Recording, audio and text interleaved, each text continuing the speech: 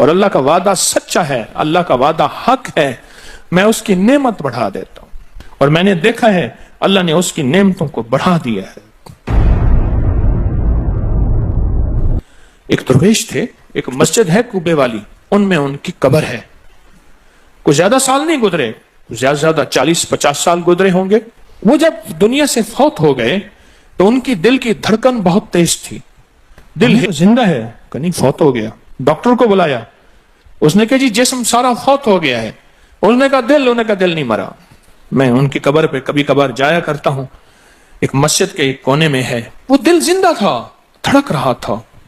آخر طے ہوا یہ دل زندہ ہی رہے گا، اس اللہ کی امانت کو لحد میں پہنچا دو۔ وہ دل زندہ کیوں تھا؟ اس شخص کے، اس درویش کے کچھ معمولات ہیں، میں بتاتا ہوں۔ وہ کبھی وضو کا پانی ضائع نہیں کرتے تھے، وضو اہتمام سے کرتے تھے، تھوڑے پانی سے وضو کرتے تھے، مسواک استعمال کرتے تھے۔ وہ ہر وقت بندہ ذکر کرتا تھا، اور کبھی سورت ملک نہ پڑھی ہو اور سوئے ہوں، سورت ملک یاد کی، پھر یاد کی، پھر یاد کی سورت ملک، اور کبھی اور درود پاک کا اہتمام کرتے تھے۔ لیکن پڑھتے کیسے تھے؟ آج ایک درود پاک پڑھنے کی ادا مجھ سے سیکھ لیں اور مجھے سکھا دیں، ہم سب سیکھنے والے ہیں۔ رسول اللہ صلی اللہ تعالی علیہ وسلم کا، میرے کملی والے کی اداؤں کا استحضار کرتے ہوئے، میرے حضور کی وفاؤں کا، میرے حضور کے احسانات کا، احسانات ساری کائنات کے جتنے بھی ہیں ان کے احسانات ہیں، میرے حضور کے جو احسانات ہیں ان سے بڑھ کے کوئی احسان نہیں۔ کسی نے امام زید سے پوچھا، جن کے نام پہ زیدی سادات ہیں، وہ ڈوب کے کچھ پڑھ رہے تھے، بہت ڈوبے ہوئے۔ کسی نے پوچھا کہ آقا کیا پڑھ رہے تھے؟ فرمایا درود پاک پڑھ رہا تھا۔ اور پوچھا کہ حضرت یہ ڈوب کے کیا؟ کہا اپنے بڑوں کے احسانات کا استحضار تھا کہ انہوں نے ہم پہ احسان کیا۔ امام زید کی ادائیں ہیں، استحضار ہو ساری کائنات کے احسانات، لیکن جو احسان میرے کملی والے کا ہے وہ کسی کا ہو نہیں سکتا، جو احسان میرے آقا کا ہے وہ کسی کا ہو نہیں سکتا۔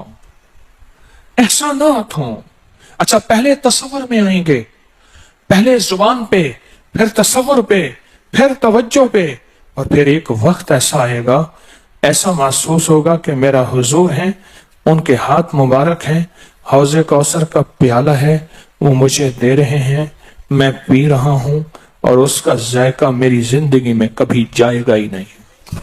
ایسا ہوتا ہے، جن کے ساتھ یہ بیتی ہے بات، ایسا ہوتا ہے، اور 100% ہوتا ہے، اور 100% ہوتا ہے، ایسا ہوتا ہے۔ مشق کرتے کرتے آپ اس مقام تک پہنچ جائیں گے، مشق کرتے کرتے اس مقام تک پہنچ جائیں گے، خود محسوس ہوگا اور جاگتی آنکھوں سے محسوس ہوگا۔ اور مشق کرنی ہے حضور کے احسانات کو سامنے رکھ کے، ایک تسبیح تو درود پاک پڑھ لیا کریں زندگی میں، روز ایک، چاہے زندگی یعنی دن میں کسی وقت بھی صبح شام پڑھ لیں بہتر ہے، ورنہ ایک تسبیح ایسی جس میں حضور کے احسانات ہوں کہ یا رسول اللہ آپ کی برکت سے آج میری پیشانی سجدوں میں ہے، یا رسول اللہ آپ کی برکت سے آج میں آپ سے مانگنے والا، آپ کے رب سے مانگنے والا ہوں، اور اس کے غیر سے مانگنے والا نہیں ہوں، یا رسول اللہ آپ کی برکت سے میں قرآن کا حامل ہوں، سجدوں کا حامل ہوں، نماز کا حامل ہوں، اور آپ کی برکت سے یہ ملا مجھے نیکیاں، یہ عبادتیں، یہ سعادتیں، یہ راحتیں، یہ رحمتیں، یہ برکتیں، یہ خیریں ملی، یا رسول اللہ آپ کی برکت سے۔ ایک تسبیح ایسی ہو جس میں میرے آقا کے احسانات کا سخت ترین تصور ہو، سخت ترین خیال ہو، اور سخت ترین استحضار، ایک تسبیح ایسی ہو۔ اچھا پہلے یہ تصور میں بات آئے گی، پھر تصور بڑھتا چلا جائے گا، پھر یہ تصور ترقی کی راہیں اختیار کرے گا، پھر یہ ترقی اور آگے بڑھے گی، بڑھتے بڑھتے ایک وقت ایسا آئے گا کہ احساس ہوگا کہ حضور سامنے تشریف فرما ہے اور میں آقا کے قدموں میں بیٹھا ہوں۔ آنکھوں سے، جاگتی آنکھوں سے جلوے نظر آئیں گے، جاگتی آنکھوں سے نقشے نظر آئیں گے، جاگتی آنکھوں سے دیدار مصطفیٰ نصیب ہو۔ کئی درویش تھے، کئیوں نے کہا ہمارے لاہور میں شادرہ ہے، وہاں ایک صاحب تھے، کسی درویش کے پاس گئے، اس نے کہا جی مجھے حضور کا دیدار کرا دے. فرمایا آنکھیں بند کر کے تو اس دم اس کی جھٹکے سے آنکھیں کھولی. کہا اللہ کی قسم میں نے حضور کا دیدار کر لیا. جاگتی آنکھوں سے آپ آج فیصلہ کریں، ایک تسبیح درود پاک کی پڑھیں، صبح شام پڑھیں، 12 تسبیحاں پڑھیں، 16 پڑھیں، 100 پڑھیں، 1000 پڑھیں، لاکھ پڑھیں روزانہ، لیکن ایک تسبیح ایسی ہو جس میں حضور کے احسانات، حضور کی شفقتیں امت پہ، حضور کی محبتیں امت پہ، میری کملی والے کی عطائیں، شفقتیں، مہربانیاں، کمالات، احسانات، اس کا تصور کرتے ہوئے پڑھیں. پہلے تصور نہیں جمے گا، پھر آہستہ آہستہ یہ تصور توجہ میں تبدیل ہوگا، پھر یہ توجہ دھیان بن جائے گا، پھر دھیان اعتقاد بن جائے گا، ایقان کہتے ہیں جسے، پھر ایقان یقین کی شکل اختیار کرے گا. جب یقین بنے گا نا، پھر ایسے اللہم صلی علی پڑھیں گے اور صلی علی کے سارے نقشے سامنے آ جائیں گے، صلی علی کے سارے نقشے سامنے آ جائیں گے، ساری کیفیتیں سامنے آ جائیں گے. ایسے لوگوں کو سنو جو فائدہ ہوتا ہے وہ طی الارض حاصل ہو جاتا ہے. ایسے لوگوں کو طی الارض حاصل ہو جاتا ہے. طی الارض یہ ہے کہ اللہ کے بعض اولیاء بندے ایسے ہیں، وہ پہلا قدم اٹھاتے ہیں تو دوسرا قدم 1400 میل کا ہوتا ہے. پہلا قدم کے بعد جب دوسرا قدم، وہ 1400 میل کا. طی الارض کی آج میں نے آپ کو بنیاد بتا دی.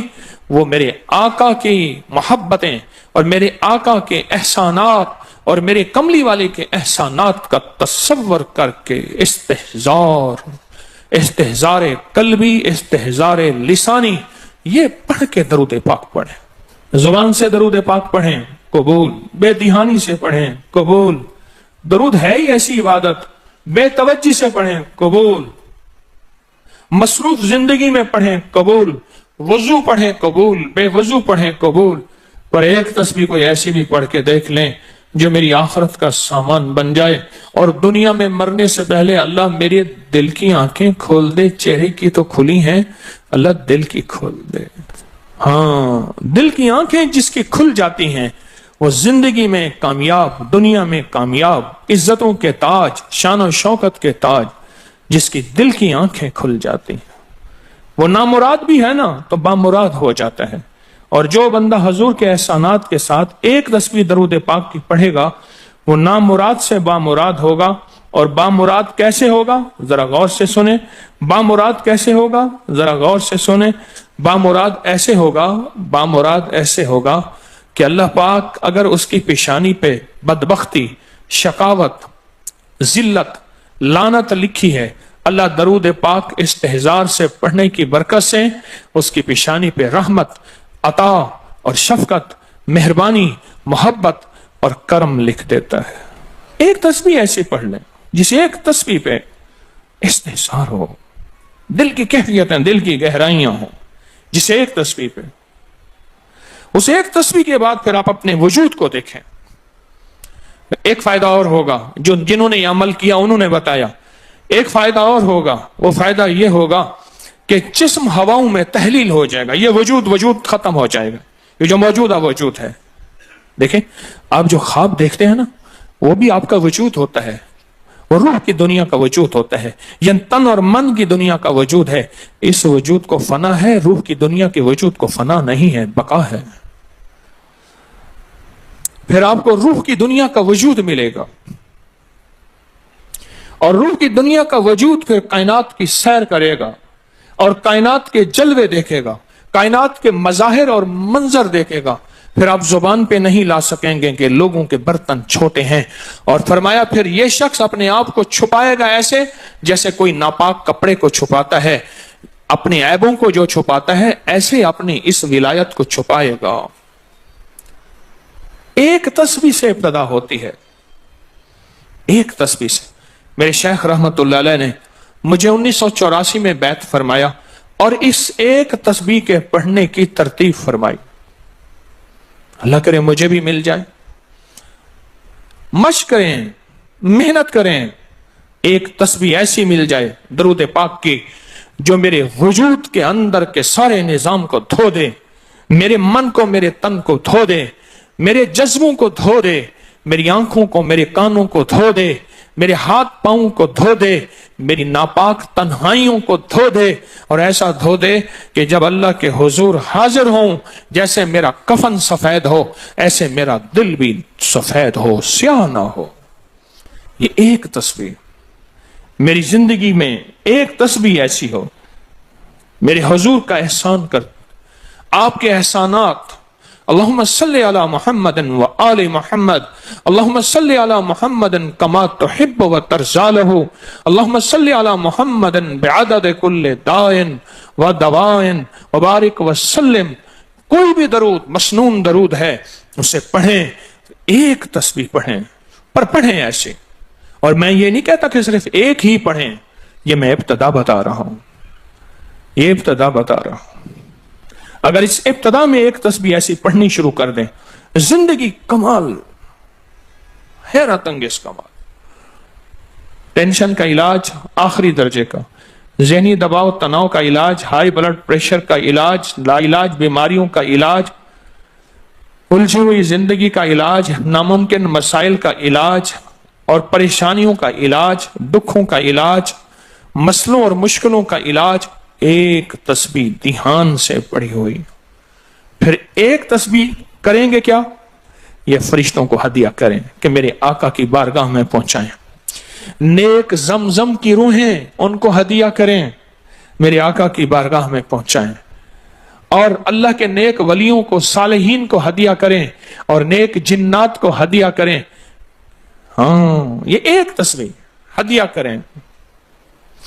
فرمایا کتابوں میں ہے جتنی بھی نیک روحیں ہیں اس دنیا میں, کائنات میں جہاں بھی وہ بندہ فوت ہوتا ہے, ہر نیک روح, جنتی روح زمزم کے کنویں میں اس کا قیام ہے, اس کا مسکن, اس کا قیام زمزم کے کنویں میں ہے. اور جتنی بھی بدکار روحیں ہیں وہ دنیا میں جہاں بھی مرے, ان کا قیام برہوت ایک کنواں ہے جو یمن میں ہے, اس کنویں میں ان کا قیام ہے. حضرت شیخ الحدیث نے اپنی کتاب میں لکھا رحمت اللہ علیہ نے, فرمایا کہ ایک شخص تھا امانتیں رکھتا تھا, لوگ امانتیں اس کے پاس رکھتے تھے. ایک شخص امانت رکھ کے اس کے پاس سفر میں گیا, عرصے کے بعد آیا تو وہ فوت ہو گیا تھا. بیٹا امانت دینے سے انکاری تھا, پریشان ہوا, مکہ کے درویشوں کے پاس گیا کہ کیا کروں. فرمایا رات کے آخری پہر میں زمزم کے کنویں پہ جا اور آواز دے اس شخص کو جو امانتیں رکھتا تھا, تجھے پہلی آواز میں جواب دے گا اور تجھے بتائے گا کہ تیری امانت کہاں ہے. رات کے آخری پہر میں گیا, سلام کیا, اس شخص کو آواز دی, آواز نہ آئی, پھر آواز دی, جواب نہ آیا, پھر 3 بار, آخر واپس آیا. صبح درویشوں کے پاس پھر گیا, کہنے لگے انا للہ و انا الیہ راجعون, لگتا ایسے ہے کہ وہ زمزم کے کنویں کی روح نہیں ہے, لگتا ہے کسی خطا کی وجہ سے کسی پکڑ میں ہے. جاؤ یمن میں برہوت کے کنویں پہ, وہاں جا کے آواز دو. وہ پھر سفر کرتے ہوئے برہوت کے کنویں میں گیا, رات کے آخری پہر میں آواز دی تو پہلی آواز میں جواب ملا, تیری امانت موجود ہے اور وہ تیری امانت فلاں جگہ پڑی ہے, اس کو کھود کے نکال لے. اور پوچھا آپ یہاں کیسے؟ کہا کہ بس کوئی عمل ایسا ہو گیا تھا جس عمل کی وجہ سے میں اس وقت بدکار روحوں کے ساتھ ہوں. جتنے بھی نیک روحیں ہیں پوری کائنات میں, ازل سے لے کر ابد تک, آخری دم تک, آدم سے لے کر آخری دم تک, جتنی بھی نیک روحیں ہیں وہ ساری نیک روحیں, وہ ساری نیک روحیں زمزم میں رہتی ہیں. جو درود پاک پڑھیں, جو نفلی عبادات پڑھیں, جو تسبیحات پڑھیں, جو ذکر کریں, جو ہدیہ صدقہ کریں, وہ کیا کریں, سارے فرشتوں کو پہلے ہدیہ کر دیں, فرشتوں کو ہدیہ کر دیں. ان میں وہ فرشتے بھی موجود ہوں گے جو میرے حضور کے روزے پہ جائیں گے. صبح فجر کے بعد فرشتے جاتے ہیں, فرشتے فجر سے لے کر عصر تک فرشتے درود و سلام میرے حضور کے روزے پہ پڑھتے ہیں. پھر ڈیوٹیاں تبدیل ہوتی ہیں, پھر عصر سے لے کر فجر تک اور فرشتے آتے ہیں اور یہاں تک روایات میں آتا ہے کہ جو آج فرشتوں کی ذمہ داری لگی ہے، خدمت لگی ہے، پھر وہ قیامت تک ان کی خدمت پھر نہیں آئے گی اور وہ پچھتاتے رہیں گے۔ اتنے فرشتے اللہ نے بنائے ہیں، جو بھی درود پاک پڑھیں اور اس کے علاوہ عبادات جتنی بھی کریں، وہ ساری عبادات فرشتوں کو ہدیہ کریں، وہ ساری عبادات نیک روحوں کو ہدیہ کریں جو زمزم کے کنویں میں رہتی ہیں، اور ساری عبادات فرشتوں کو، روحوں کو اور جنات کو ہدیہ کریں، اور ان سے کہیں کہ اللہ سے دعا کریں اللہ میرے یہ کام بنا دے۔ پھر کام بنتے دیکھیں، پھر مسائل حل ہوتے دیکھیں، پھر ناکامیاں ختم ہوتے دیکھیں، پھر حالات کو انشاءاللہ سنورتا دیکھیں، سنورتا دیکھیں، سنورتا دیکھیں۔ بہت میں نے طاقتور وظیفہ، بہت طاقتور عمل اور بہت طاقتور ایک کنجی اور ایک راز دے دیا آپ کو۔ بہت عجب عمل ہے، بہت طاقتور اور بہت حیرت انگیز عمل ہے، جو میرا نہیں، صدیوں سے آزمودہ ہے، صدیوں سے آزمودہ ہے۔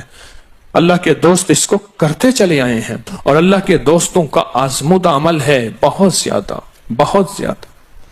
پر ایک تسبیح ایسی ہو جو توجہ، جو احسانات کا تصور کر کے، جو میرے کملی والے کے احسانات کا تصور کر کے، تصور کر کے، تصور کر کے، احسانات کا تصور کر کے ایک تسبیح ایسی ہو ڈوب کے، یا اللہ دنیا میں ایسی جگہ کوئی کہیں ہوتی، یا اللہ دنیا میں ایسی جگہ کوئی کہیں ہوتی، اکیلے بیٹھے رہتے یاد تیری دل نشیں ہوتی۔ کوئی ایسی جگہ ڈھونڈ لیں، نہیں ملتی، کوئی ضروری نہیں اپنے دل کو تنہائیوں میں لے ہیں۔ وہ کیسے؟ دنیا کے مشغلوں میں ہم باخدا رہے، دنیا کے مشغلوں میں ہم باخدا رہے، سب کے ساتھ رہتے ہوئے سب سے جدا رہے، سب کے ساتھ رہتے ہوئے سب سے جدا رہے۔ کوئی لمحہ ایسا اپنے آپ کو تنہا کر لیں، کوئی لمحہ ایسا اپنے آپ کو فارغ کر لیں، کوئی لمحہ ایسا اپنے آپ کو تنہائی میں بٹھا کے نا ایک تسبیح درود پاک کی، اور تسبیح نہیں ہے یہ انگلیوں کے نشان تسبیحیں ہیں۔ یہ پھر تسبیح بھی جہاں گواہی دے گی وہاں قیامت کے دن یہ انگلیاں بھی گواہی دیں گی۔ پھر یہ تسبیح ہدیہ کریں، فرشتے ٹوٹ پڑتے ہیں اس درود پاک کے ہدیے پہ۔ کیوں؟ ان کی غذا ہی نور ہے، اور درود نور ہے۔ ان کی غذا ہی نور ہے اور درود نور ہے۔ ان کی غذا ہی یہی برکت ہے اور درود برکت ہے۔ ان کی غذا ہی خوشبو ہے اور درود خوشبو ہے۔ ان کی غذا بھی یہی ہے۔ ایک تسبیح ایسی ہو جس پہ آپ دیوانے ہو جائیں۔ یہاں تک کہ بعض مشاہدات میں یہاں تک کہتے ہیں، دیکھنے والے اہل نظر کہتے ہیں کہ ایک تسبیح جو دھیان والی پڑھی اور فرشتوں کو مسلسل ہدیہ کیا، روحوں کو ہدیہ کیا اور جنات کو ہدیہ کیا، تو کچھ ہی عرصے میں فرشتے جاگتی آنکھوں سے نظر آنا شروع ہو جاتے ہیں، اور روحیں خواب میں آ کے شکریہ ادا کرتی ہیں، اور جنات جاگتی آنکھوں سے، جنات دیکھیں اللہ نے جنات کو اوجھل کر دیا، پردے دے دیے، روحوں کے سامنے پردے دے دیے، فرشتوں کے سامنے پردے دے دیے۔ فرشتے ہیں، میری آنکھ نہیں دیکھ سکتی، ارواح کا نظام، روحوں کا نظام ہے، میری آنکھ نہیں دیکھ سکتی، جنات کا نظام ہے، میری آنکھ نہیں دیکھ سکتی۔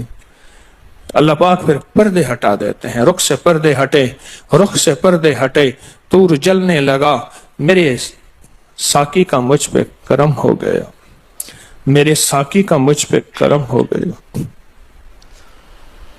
یہ ایک تسبیح آج کا سبق ہے، کملی والے کی محبتوں کا سبق ہے، ایک تسبیح۔ درود پاک وہ عبادت ہے جس عبادت کے کرنے والا کبھی محروم نہیں رہتا، اس عبادت کو پڑھنے والا کبھی محروم نہیں رہتا۔ درود پاک وہ عبادت ہے، ہر عبادت کے لیے اخلاص کی ضرورت ہے، مخلص ہونا ضروری ہے۔ ہر عبادت کے لیے، ہر عبادت کے لیے اخلاص اور مخلص ہونا ضروری ہے، لیکن درود وہ عبادت ہے جس کے لیے مخلص ہونا بھی ضروری نہیں، اگر کوئی بندہ دکھاوے کی نیت سے درود پڑھتا ہے تب بھی قبول ہے، قبول ہے، قبول. لیکن مومن کبھی دکھاوے کی نیت سے پڑھ ہی نہیں سکتا.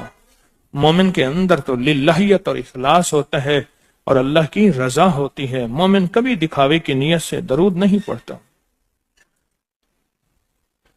میں یہ سوچوں کہ میں زندگی میں، اپنی زندگی میں اب تک کتنا درود پڑھ چکا ہوں. اور میں ایک محفل تھی، اس میں کچھ لوگ بیٹھے تھے. ایک بندہ آیا، اس نے درود پڑھا. اس کے پڑھنے پہ سارے لوگوں نے درود پاک پڑھا. اس نے درود پڑھا، اس کے پڑھنے پہ سب نے درود پڑھا. اللہ کا اس کا مقبول محبوب بندہ اس محفل میں کوئی ایسا بیٹھا تھا، اس کے پڑھنے سے سب نے پڑھا اور اس کا قبول ہوا. وہ دنیا سے بندہ رخصت ہو گیا. وہ بندہ دنیا سے رخصت ہو گیا. جب دنیا سے رخصت ہو گیا وہ بندہ، تو کسی نے موت کے بعد بعد از وصال پوچھا کیا بنا؟ کہنے لگے اللہ جل شانہ نے مجھے بخش دیا، اور بخشا اس لیے میں نے درود پڑھا تھا، اور میرے درود پڑھنے پہ کسی نے درود پڑھا تھا، اور اس کی اللہ کی بارگاہ میں اس بندے کی اتنی عظمت اور حیثیت تھی کہ اس کا بھی قبول ہوا تو سب کا بھی قبول ہوا. ایک کاتب تھا، کاتب یہ کمپوزر جسے کہتے ہیں، کتابت کرتے ہیں، لکھتے ہیں کتابیں قرآن پاک. کاتب تھا. کسی نے مرنے کے بعد اسے خواب میں دیکھا. کیا بنا؟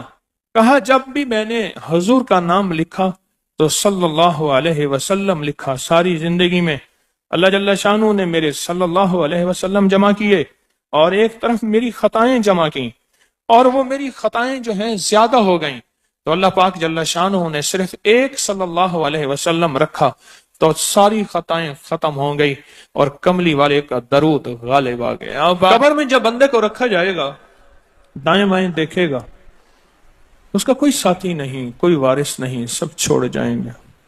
ایک حسین شخص دائیں بیٹھا اس کے سوالوں کا جواب دے رہا ہوگا، اور اس کے خوف میں اس کا ساتھی، اس کی وحشت میں اس کا ساتھی، اور اندھیرے میں وہ روشنی اور نور بن جائے گا. اندھیرے میں روشنی اور نور بن جائے گا. اور جب یہ منکر نکیر کے سوالوں سے خلاصی پائے گا اور اس کو راحت ملے گی تو پوچھے گا تو کون ہے آج اتنی مشکل میں میرا ساتھی؟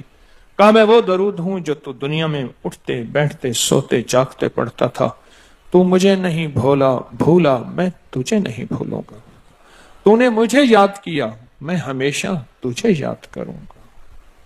ہاں، جہاں بھی مشکل ہو، جہاں بھی پریشانی ہو، زندگی کی کوئی الجھن ہو، وہاں درود پاک کا پڑھنا مشکل کشائی ہے. درود پاک کا پڑھنا حاجت روائی ہے. درود پاک کا پڑھنا زندگی اور صحت ہے، تندرستی ہے. درود پاک کا پڑھنا